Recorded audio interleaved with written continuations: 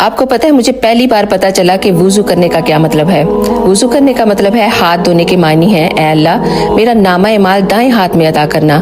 کلی کرنے کا مطلب ہے اے اللہ میری زبان کو شہادت کے کلمات پر مضبوط کرنا۔ ناک میں پانی ڈالنا اے اللہ مجھے جنت کی خوشبو عطا کرنا۔ ناک کو صاف کرنا اے اللہ مجھے زقوم کے درخت کی بدبو سے بچانا۔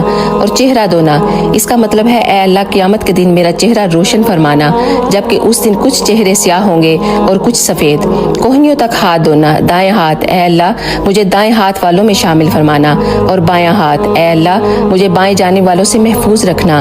سر کا مسح کرنا اے اللہ میری گردن کو جہنم سے آزاد کر دے اور مجھے ایمان والوں کی طرف گامزن رکھنا۔